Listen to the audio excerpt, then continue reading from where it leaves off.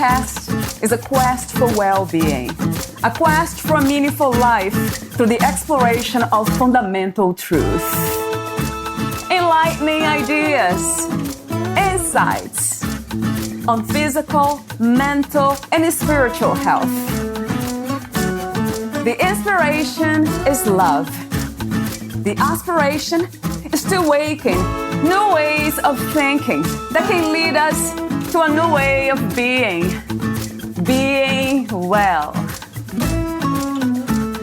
Some of the topics are addiction, fear, faith, self-compassion, relationships, codependency, emotional intelligence, and more.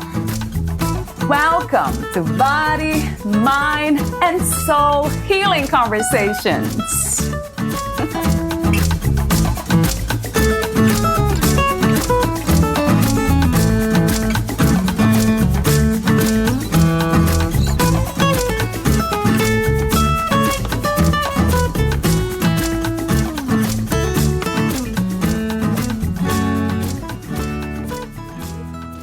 Where would you be without your emotions? If the sum total of all your experiences makes up the tapestry of your life, it is the emotions you've experienced that give that tapestry its color. Our emotions really do give color to our lives. Try to imagine for a moment a world where no emotions could occur. No joy would be possible, no feelings of happiness, bliss, charity, or kindness. No love would be felt. No positive emotions of any kind. On this imaginary, emotionless planet, there would be no negative emotions either. No sorrow, no anger, no feelings of depression, and no grief. To live on such a planet would be to merely exist. With no ability to feel emotions of any kind, life would be reduced to a gray, mechanical ritual from cradle to grave. Be grateful that you can feel emotions. But are there emotions you have experienced that you would rather not have felt? If you're like most people, your life has had its darker times. What you may not realize is that some of the negative emotions you've experienced, even though you may have felt them long ago, may still be creating problems for you in subtle yet very damaging ways. The emotion code is about finding those old emotions and releasing them forever. Dr. Brad Nelson. In this episode, Dr. Brad Nelson reveals how we can heal trapped, negative emotions. Dr. Bradley is a veteran holistic physician. He is one of the world's foremost experts in the emerging fields of bioenergetic medicine and energy psychology. Dr. Brad has certified thousands of practitioners worldwide to help people overcome unresolved anger, depression, anxiety, loneliness, and other negative emotions, and the physical symptoms associated with them. His best-selling book, The Emotion Code, provides step-by-step instructions for working with the body's healing power. Dr. Brad spends his time lecturing internationally, writing articles, and developing the next iteration of the Emotion Code, the Body Code, and credential programs for the Emotion Code and the Body Code practitioners. To read Dr. Brad's full biography, please visit fitforjoy.org/podcast. Here is the interview with Dr. Brad Nelson. In your own words, who is Brad Nelson? I am a holistic physician, really. I graduated from chiropractic college in 1988. It was really an answer to prayer that got me into the healing arts. When I got into practice, I developed this habit. Before I would work on someone, I would take a moment and ask for help from up above. It was a totally private, totally personal habit. No one knew that I was asking for help from God for these people, but that's what I was doing. And during those years, there were times when people would come in to see me that had really serious, really severe problems that I didn't know how to help. when I would offer that silent prayer for help, there were times when the information would just literally flood into me about what to do to help them and how to visualize their problem and how to understand what was happening with them. During all of those years, I found that no matter what my patients were suffering from, no matter what their complaints were, no matter how old they were, no matter how young they were, whether they were suffering from depression or anxiety or phobias or panic attacks or PTSD or eating disorders or self-sabotage or things like low back pain or neck pain or migraine headaches or carpal tunnel syndrome or knee pain, elbow pain, wrist pain, or if they had problems, infertility or digestive disorders. What I found was that those people all had something in common. Their emotional baggage was part of the reason why they were experiencing these symptoms. That led me to write this book, The Emotion Code. So I left my practice in 2004 and wrote The Emotion Code, which came out in July of 2007 and which is coming out again as a revised and updated version in May of this year from St. Martin's Press with a foreword by Tony Robbins and lots of endorsements from a lot of really well-known people in this industry, people like Greg Braden and Joe Dispenza. The Emotion Code is just this very simple, very powerful way to find and remove your emotional baggage. And that's what it's all about. I have a lot of questions just by listening to you. You talk about God as the inspiration or the voice that talked to you about how to heal others. Can you describe the connection you have with God? It really started when I was 7 years old. I was really sick with the measles. I was going into the hospital the next day and I was going into something called an oxygen tent. And I didn't really know what an oxygen tent was, but the tent part of it sounded kind of interesting to my 7-year-old brain. But I was too sick to really be able to enjoy it. My parents had made a bed for me upstairs in our house so I could be near their bedroom. And something happened this one particular night that if I live to be 1,000,000 years old, I'll never ever forget it. So I'm lying on the couch just feeling really ill, and my parents came into the room, and my mother said to my father, she said, "Honey, will you kneel down with me and say a prayer so that our boy will be able to get well?" And so they did. And in the middle of this prayer, something impossible happened to me. I had this change that started at the top of my head, and it went whoosh through my body to the soles of my feet about that fast, and I was made completely well. To go from being really, really sick one moment to being completely, vibrantly, perfectly healthy in the next instant is so bizarre and so impossible that if it ever happens to you, you don't ever forget it. And every moment of that, even though I was only 7 years old, I remember it like it happened yesterday. And I held my tongue until my dad was done praying, and it didn't take long. And when he was done, I said, "I'm better. God healed me." And they said, "Well, that's fine, honey. Go back to sleep. Tomorrow you're going into the oxygen tent." But the next day proved it. I was better. So that taught me at this young age of only 7 that there is a higher power that we can draw upon. And if we ask for help, that help is available to us. That was really the beginning for me. Then I come to the conclusion that the highest duty of the healer is to act as a go-between for that higher power. You know, whatever you believe that higher power to be. The emotion code is not some kind of a denominational thing. I don't care what people believe. It doesn't matter. But I do explain to people how this came about, really. About 20 years in practice, I'm seeing people day in, day out of all different ages. And I just feel like I need help with these people. So I have this little habit that no one knows about. But I would just take a moment and just try to connect with that higher power, with God, source energy, however you might refer to it. And I believe that when you ask, you receive.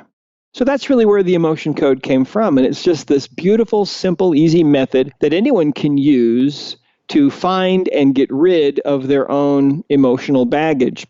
Now, to understand what emotional baggage is, that seems pretty abstract. But if you think about the body, I mean, if you look at your hand, for example, you've seen that hand before. If you were to magnify that hand about maybe 40 times, you may not be able to recognize it anymore because you'd be seeing the cells that are making up your hand. And if you were to magnify your hand about 850,000 times, you might be looking at a single strand of DNA. And that wouldn't look anything like your hand, but it would still be part of your hand.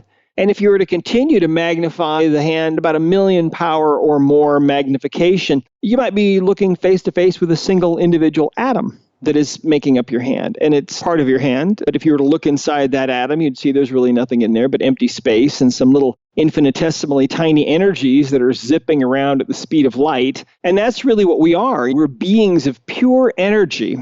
When you're feeling an emotion, if that emotion is very powerful, what's really going on a quantum level in your body at the smallest level is that you are experiencing a new vibrational frequency. We can measure thoughts electronically. We can measure emotions, and different emotions appear to have different frequencies or vibrations, which I think just makes sense.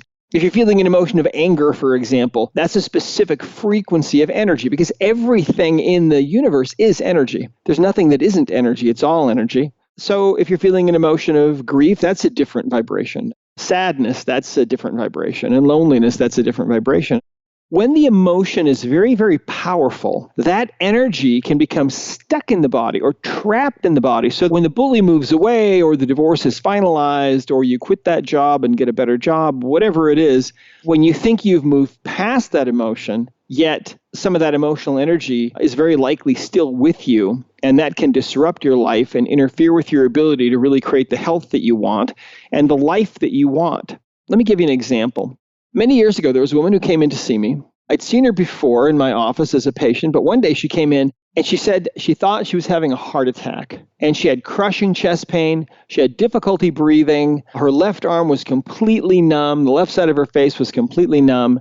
I had her come into my office and I started doing some testing with her. I told my staff we might need an ambulance and stand by very close to a hospital. But as I was doing some testing with her using the techniques that we now call the emotion code, I found that she had a trapped emotion of grief, and it had occurred about 3 years before. And when I found that out, she all of a sudden burst into tears. And she said, "I can't believe that's affecting me. I thought I dealt with all that." And I said, "What happened to you?"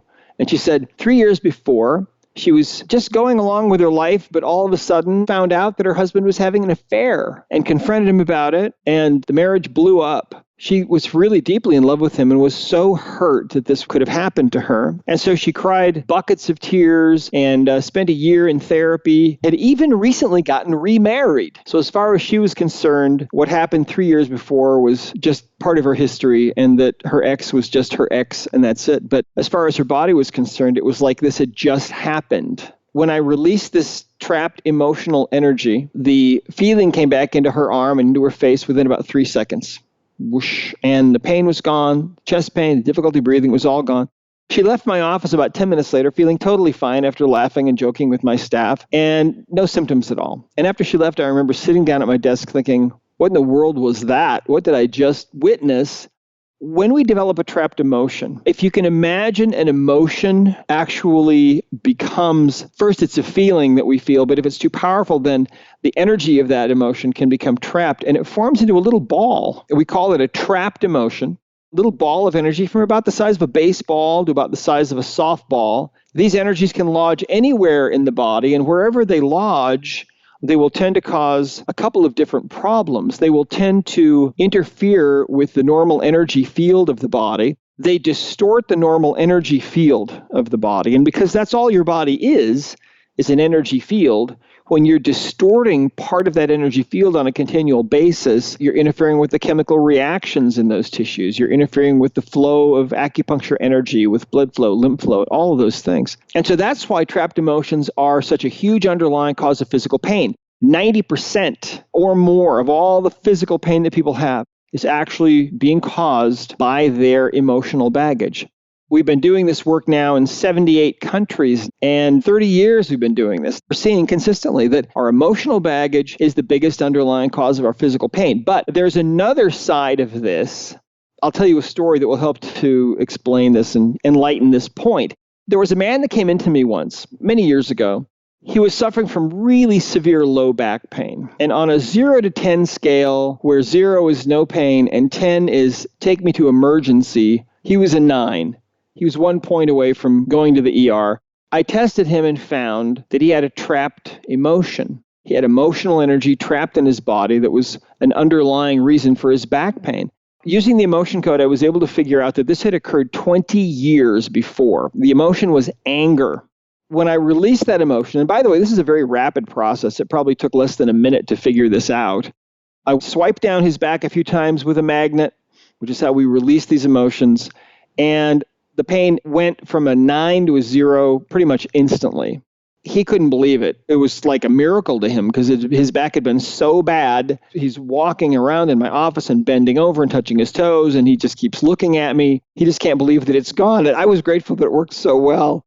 Here's the interesting thing. A couple of days later, he came back into my office, and here's what he said. He said, Dr. Nelson, my back pain is still gone. He said, I still can't quite believe it. It's miraculous to me. But he said, when I came in here, I had another problem that I didn't tell you about. He said, for as long as I can remember, I've basically been what you'd call a rageaholic. He said, I'm always yelling at my wife and my kids. I've got to watch the road rage. He said, I've been to anger management several times. It hasn't really helped me. But he said, since you released that emotion, I feel different. I don't feel on edge anymore. I just feel kind of relaxed, and things that used to really set me off don't bother me. I just feel peaceful. He said, I feel like a different person.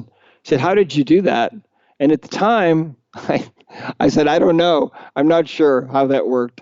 But what we believe now is that when you have a trapped emotion, what's really going on is that you've got this ball of energy. So think about this. This man, 20 years before, and by the way, he remembered what had happened, something very upsetting. That experience left him with this ball of emotional energy, literally this ball of anger in his low back. So 20 years later, it's practically crippling him with pain. But there's this other side of it, you see, because in his life, when a situation would come along where he might tend to feel the emotion of anger, he would feel that emotion. He would slide right into that emotional vibration much more easily than he otherwise would have. Why? Because literally part of his body was vibrating at this frequency of anger 24 hours a day, 7 days a week. Now, if you think about your own life, about the things that you have been through, maybe you've been through a divorce, or maybe more than one, or maybe you've been through some breakups, or maybe you were abused as a child, or maybe your parents got divorced, maybe you had to listen to them argue for years, maybe you had difficulty in school, maybe you were bullied, who knows? We've all been through difficult things, some of us more than others. Those emotions that we experience stay with us in the form of these trapped emotions, which we also refer to as emotional baggage. It's an interesting thing because we often say things like that person just has a lot of emotional baggage. What we don't realize is that there's a profound truth in that statement, and it's true for all of us. We all have emotional baggage. But now we have a really simple, easy way to get rid of it, and that's the emotion code, which can be learned by anybody. In fact, we even have kids doing it. It's easy and powerful. You said that your connection with God is done by prayer. That's how it started. That's the way you understand that connection to work. And what happened to you as a child, would you call that a miracle? Oh, I think for sure it was a miracle. Absolutely. To go from being so sick one moment to being totally well in the next instant, I don't know what else you'd call it. But what is a miracle? Well, I think it was Arthur C. Clarke said that any technology that is sufficiently advanced is seen as being miraculous. For example, if you were to take somebody from the 1850s for a ride in your car, to them that would be a miracle. The thing about the emotion code, people getting out of pain instantly and seeing all kinds of amazing things happen, it can seem miraculous, but really it's just a matter of understanding what's really going on. For example, there was a woman that I talked to recently. She got the emotion code book, started reading it, and got it on audio as well, and started listening to it and reading it. And her son started reading it and listening to it as well. He started practicing with his friends, and she didn't pay too much attention. But a couple of weeks later, the phone rang. She picked up the phone, and the woman on the other end of the phone line identified herself as the mother of one of this woman's son's friends. And she said, listen, your son has been doing this emotion thing with the boys. And she said, my son has had a severe phobia of water all of his life. She said, it's been very disruptive to our life and to his life. We've tried everything. We've taken him to everybody. Nothing has touched this phobia. But she said, right now I'm at the community pool. My son is out playing in the water with the other boys for the first time in his life. She said, your son did this to him. She said, I don't understand how this is possible. What in the world is he doing? Now, those two boys are only 11 years old. That's how powerful this can be. And when you remove emotional baggage, there are all kinds of good benefits that can flow from that. In this case, this boy had a phobia of water, who knows why, but it was a trapped emotion that was causing that. And that's typical with phobias. We see one or two trapped emotions as the cause of phobias. Every disease process that we've seen now in 30 years has had trapped emotions as an underlying cause. Now, in my own opinion, I think I've seen cases where trapped emotions were the only underlying cause. For example, there was a woman that came into me in my practice. She was about 72 years old. The very first thing that showed up is that she had a trapped emotion, and the trapped emotion was sadness. When you use the emotion code, what you're doing is you're asking the subconscious mind questions, and it's the subconscious mind that has the answers. I decided I wanted to see when this had occurred. And so it went back 10, 20, 30, 40 years. It went back to 1963. She was a young woman in 1963. And so I thought, gee, I wonder if this was about the assassination of John F. Kennedy, the president. At the same moment that I'm getting a strong response from her body saying, yes, that's exactly what this was, at that same moment, she's actually bursting into tears. She said, yes, that affected me so deeply. And then she said, when his son, JFK Jr., died in a plane crash, it was like it all came back all over again. And she said, all I could do for days was cry. I couldn't eat or work or do anything. I thought, gee, I wonder where this energy has been in her body all these years and what it's done to her. The trapped emotion is literally a ball of energy, and they're invisible. It took me a long time to figure this out, but these trapped emotions are real, and they interfere with the body's ability to function. So using muscle testing, which is how we get answers from the subconscious mind, I asked where this energy was in her body, and it wasn't on the right side of the body. It was on the left side of her body, and it wasn't in the abdominal area or below that in her legs or in her left leg. It was actually in the area of the left breast. When I arrived at that, she and I just stood there gaping at each other because suddenly we realized, we remembered 4 years before, she'd had that breast removed because it was cancerous. Every case of cancer that we've seen now in 30 years has had trapped emotions as an underlying component. In this 21st century, we're finally starting to realize that what the quantum physicists have been telling us for over 100 years is actually true, that we're beings of pure energy. And the ultimate way to take care of ourselves is to recognize our true nature for what it really is, that we are beings of energy. The emotion code is the simplest, easiest, fastest, most efficient, most effective form of energy medicine that we've ever known. Wow, it sounds like it very much. Can we try the you call energy healing on our own? If I read your book and I understand the principles, the methods, is that possible? You absolutely can, yes. And that's one of the beautiful things about it. We have almost 5,000 practitioners of the emotion code in 78 countries around the world. You can find a practitioner that can work with you. And most of them work with clients that are in other countries because this work is energy work, and energy work is not bound by geography. You can work with someone on the other side of the planet and get immediate results, and our practitioners do all the time. But you can also do this yourself. And that's one of the great things about it. Like the little boy, 11 years old, that healed his friend's phobia of water. It's a simple process that anyone can learn. There are no prerequisites to it. You don't have to have any kind of a college degree, nothing at all. It's really quite revolutionary in that way. A lot of people have helped themselves by just finding the book and reading the book and finding that it's easy and that they get better. Yeah, that's important, right? To take care of ourselves so we can take care of others too. What is the difference between trapped emotions and physical pain due to bad posture?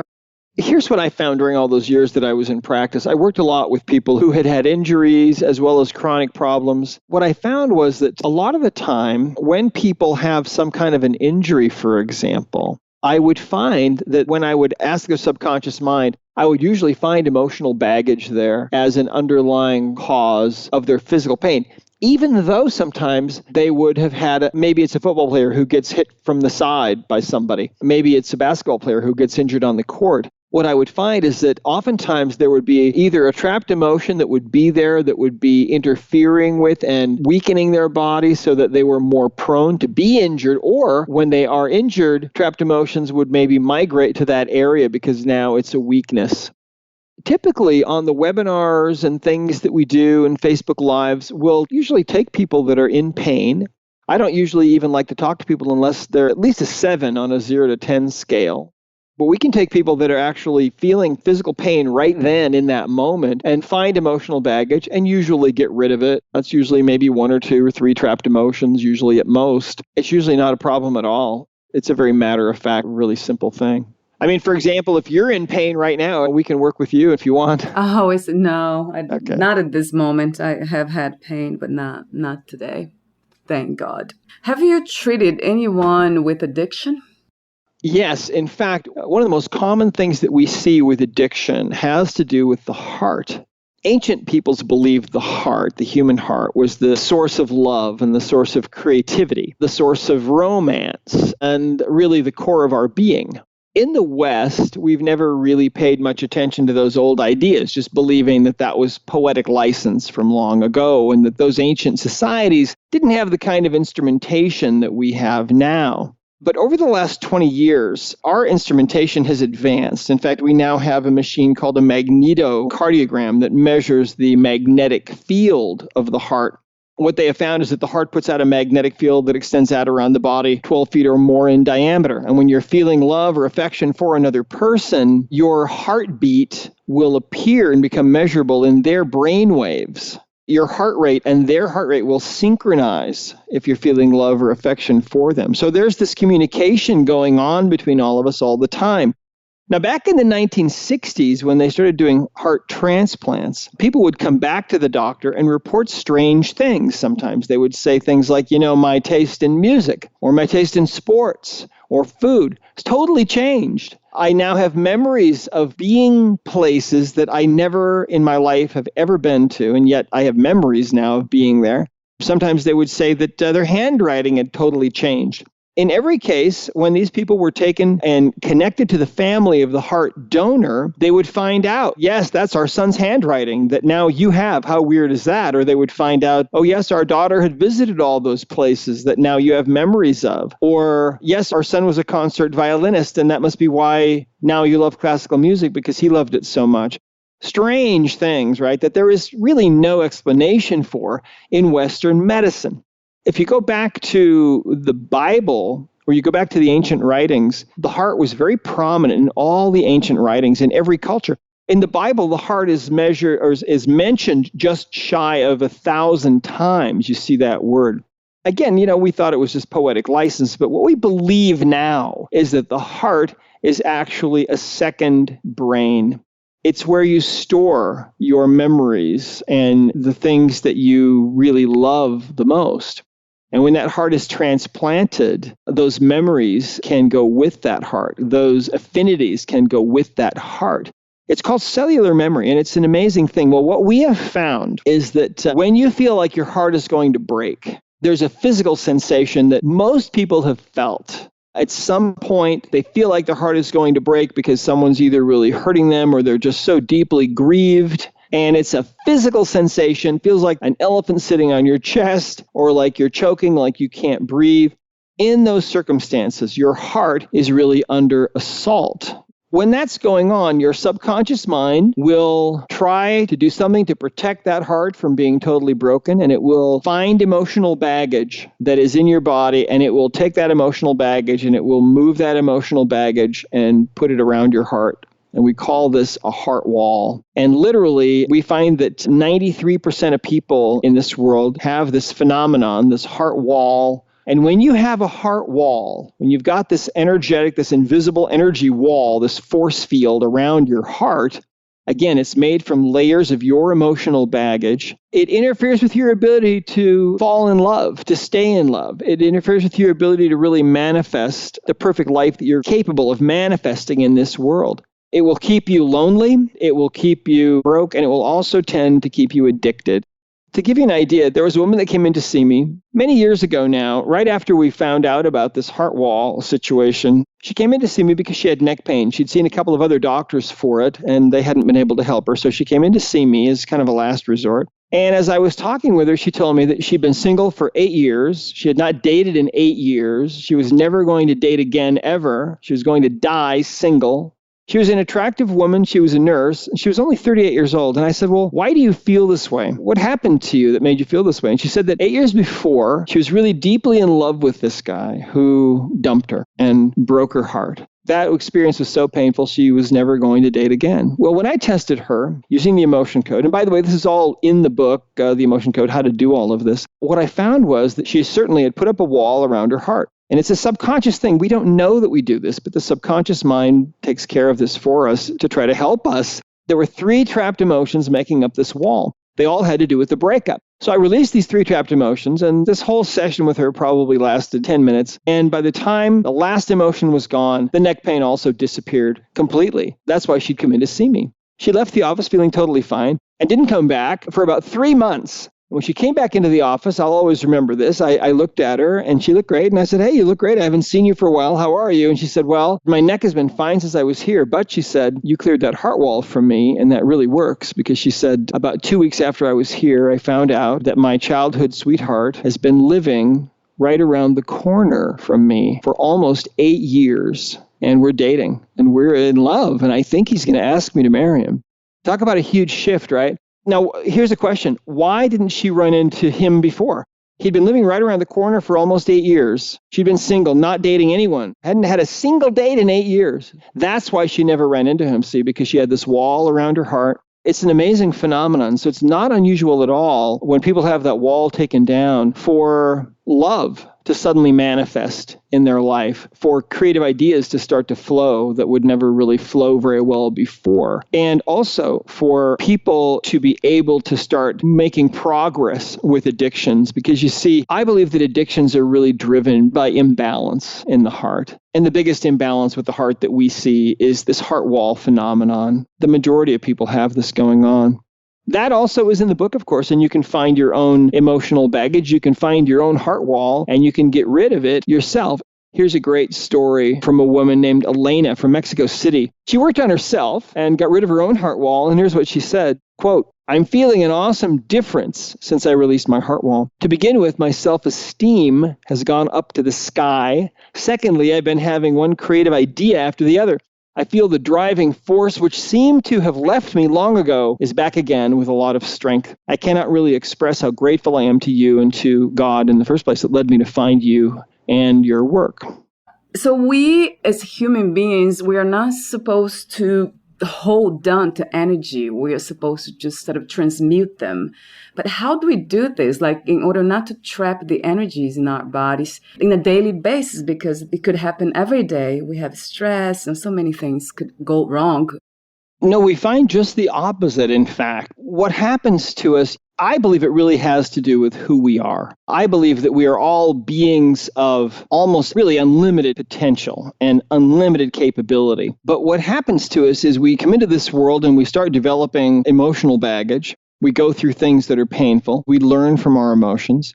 And we struggle and we try as hard as we can to make life work, and we survive. But most of us are living life in an impaired way because we have this emotional baggage. The problem is our emotional baggage will tend to not only distort how we experience the world and how we feel, but also it will tend to draw things into our experience that we really don't want. The beautiful thing about this is that it's all really about freedom. It's about unlocking our own ability. Here's another way to think of it. Imagine that you're a being of light, and you should just have light within you. And if so, you're going to be very bright to look at, and you're going to be very capable, and you're going to be very stable, and you're going to feel very good. But the problem is we are beings of light, but we're beings of light that have all these little clouds of darkness within us. And those little clouds of darkness are the emotional baggage that we've picked up. Sometimes it's from our own life. Sometimes it's from our own experiences. Sometimes it's not. Sometimes we absorb emotional baggage from other people. We can absorb emotional energy even when we're in the womb from mom, typically, or maybe even from dad. But we also inherit emotional baggage at the moment of conception from mother or father that they might have inherited at conception from their mother or father, and those can go back for generations. And this is another thing that your subconscious mind is completely, perfectly aware of. If you have inherited emotional energy, and the emotion code is the only method that I know of where you can actually zero in and find that kind of energy and get rid of it in a very rapid, very simple, easy way. The problem is we're all going through life, and you can think of everybody that you know as going through life dragging behind them all these suitcases full of rocks. That's their emotional baggage. It's amazing how well many people do, yet they're dragging all that baggage behind them. They learn to just forge ahead and drag it with them. But the problem is that it slows all of us down. The emotion code is really just a way to cut loose from that baggage. And people often literally feel lighter. One of our practitioners recently was telling me that she went over to work on a woman at her house, and she ended up working on this woman's son, who I think was 10 years old. Now, kids will go through these phases where they're interested in one thing or another. At this time, this little boy was really interested in weight and in gaining weight and losing weight. She worked on him, released a few emotions, and as soon as she was done, he jumped up out of his chair, ran out of the room, and he was gone for about a minute. When he came back in, he had this really puzzled look on his face, and his mom said, "Are you okay? What's wrong?" He said, "I weighed myself this morning, and I knew exactly how much I weighed, and my weight hasn't changed." He said, "I know I've got to be at least 10 pounds lighter because of feeling the lightness from that emotional baggage that was released." So in a way, the process of trapping emotions happens involuntarily. We're not aware of the process. We look at emotions as messengers from the deep subconscious. We're designed to go through this process where an emotion comes up for us, we feel that emotion, and then we move on and we allow that emotion to dissipate. And that's the normal process. When that process gets interrupted is when emotional energies will become trapped in the body, and then they will want to manifest somewhere down the road, often as physical pain or some other kind of malfunction. What we have learned, though, is it's possible. We always choose our emotions, no matter what the circumstance is, and we can choose different emotions. So most people go through life believing that they're at the mercy of their emotions, that whatever emotion comes up for them, that's their destiny to feel that emotion, and there's nothing they can do about it. But that's not true, you see. We can choose emotions, and there's a whole chapter. It's chapter 11 in the new hardcover version of the Emotion Code that's coming out in May. We talk about this extensively and how to avoid getting new trapped emotions. It's an interesting thing because the more trapped emotions you have now, the more easily you will trap emotional energies in your life. The trapped emotions that get stuck in the body are generally lower vibrational energies. This is why people feel lighter, because when you remove those emotional energies, you're allowing the body to ascend to a degree. And so you often will feel lighter. Does that make sense? No. Once you learn about trapped emotions and you're aware of them, then it really does change the way you deal with the world emotionally. It changes the way you perceive emotions, and it changes the way you choose emotions. That awareness can really be a life-changing thing for most of us, because most of us are kind of going through the world on autopilot, allowing our emotions to choose us. But the more trapped emotions you remove, the more able you are to manifest into this world that which you are supposed to be able to manifest. In other words, if you think about it, it's getting back to becoming who you're intended to be. Because very few people in this world are really living the life that they're capable of living.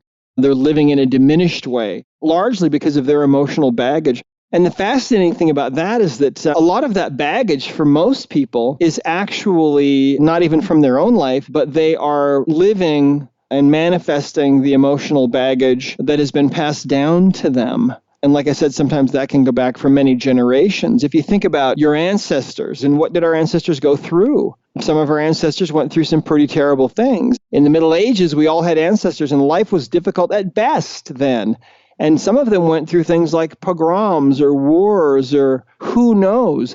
And so those emotional energies get passed down to us, and then the world, you see, is darkened by these energies that are passed down. And so this darkness persists in the world because of this dark energy that has been passed to us. The beautiful thing about the emotion code is that when we find inherited emotional energy, and we release that emotional energy from someone, our testing shows that that emotional energy not only releases from that mortal living human being, but it also releases from their mother or their father and their grandfather or great-grandfather, great-grandmother, all the way back up the line, however many generations this might have come down from. So in other words, it's releasing from all those ancestors as well, even though many of them turned to dust long ago, yet this is what our testing shows. I'll share a story with you about this. It's a fascinating aspect of the emotion code that we talk about more in this new version of the book that is coming out in May as a hardcover. I was at an event once, and there were about 300 people in the audience, and there was a woman who came up out of the audience. I asked for a volunteer. This woman had terrible hip pain.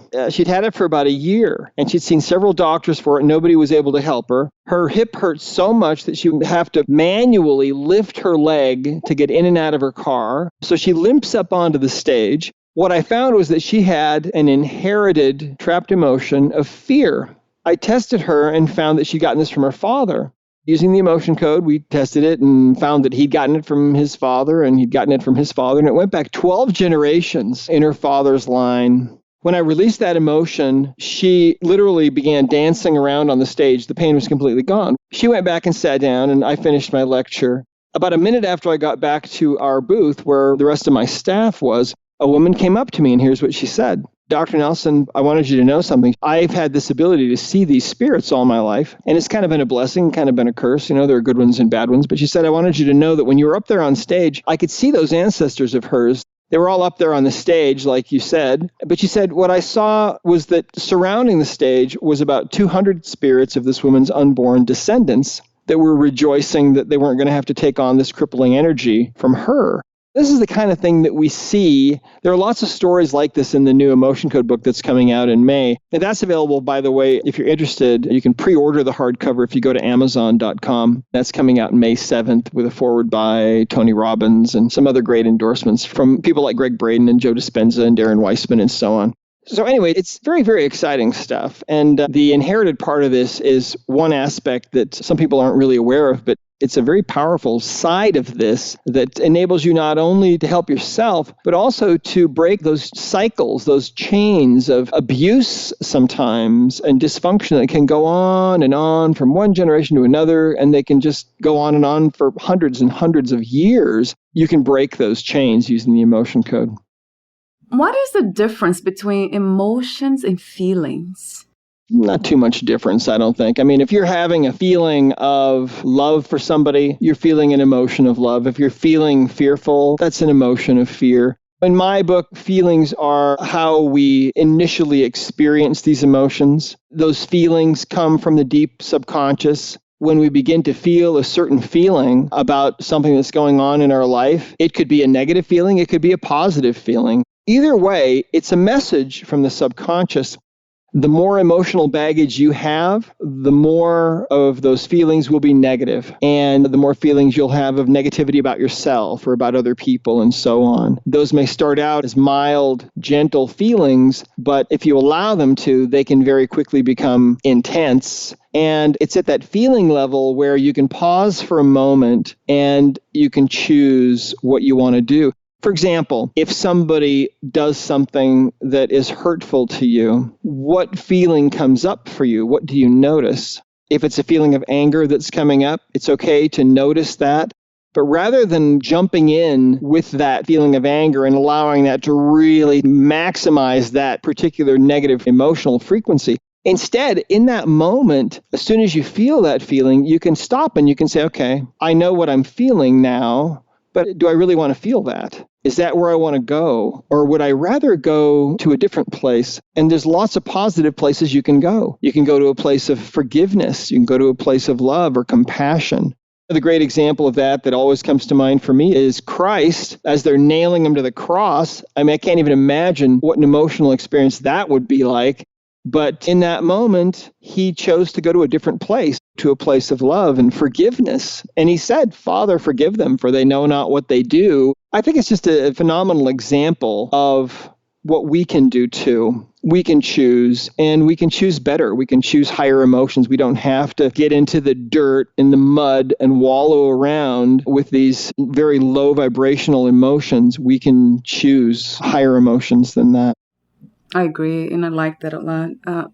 Awareness, it's the key, right? Mm-hmm. Is to know ourselves better and kind of make that commitment to live a healthier, happier life.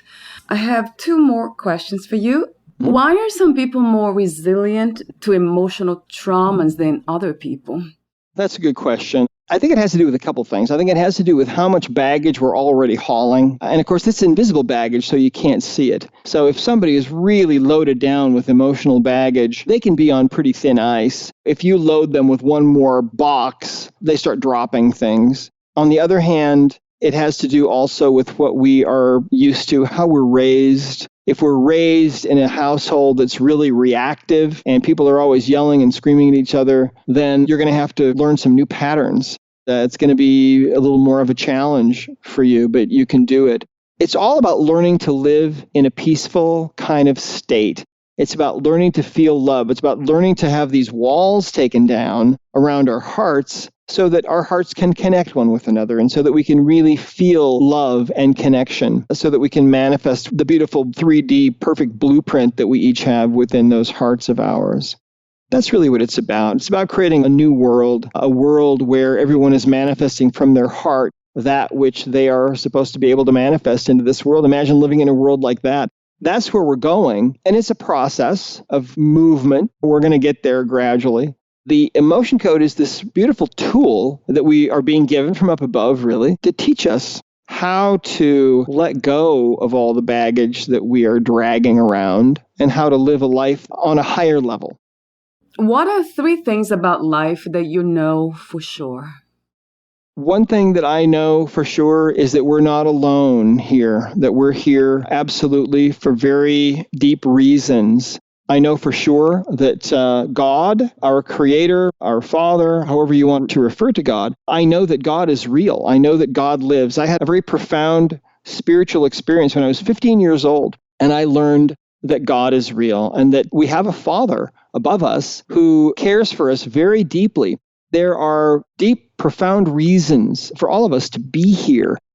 The other thing that I know for sure is that this emotional baggage that we've been talking about for the last hour is very, very real. And getting rid of it can be the biggest, most important, most powerful, most valuable thing that you can do for yourself, and especially to take down that wall that is around the hearts of 93% of us, because that is getting in your way in so many ways, more than you can even imagine. And getting rid of that can really change everything for you. That's a great question. Thank you so much. Where can we find more information about you, your work, products, services? Yeah, the best place to go is discoverhealing.com. It's HEALING, of course. And I also have a personal site at drbradleynelson.com. That's DRBradleynelson.com. Wonderful.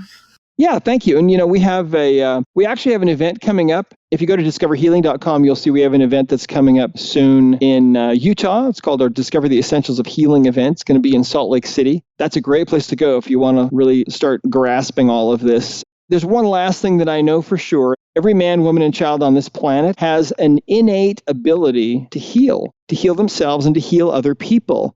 Somewhere along the line, thousands of years ago, we lost that knowledge, but it's time for that knowledge to come back. We all have the capability of healing ourselves and others, and so the emotion code is giving that healing ability back to people in a very simple, easy way. That's wonderful. Yeah. Thank you so much, Dr. Nelson. Really, thank you. Thank you. I appreciate it so much. Let's do it again sometime if you want. Yes. Just talk to Jennifer. Yes, absolutely. Bye for now. Okay. Thank you for listening. To learn more about Dr. Brad Nelson, please visit his website, emotioncodegift.com. To learn more about this podcast, please visit fitforjoy.org/podcast.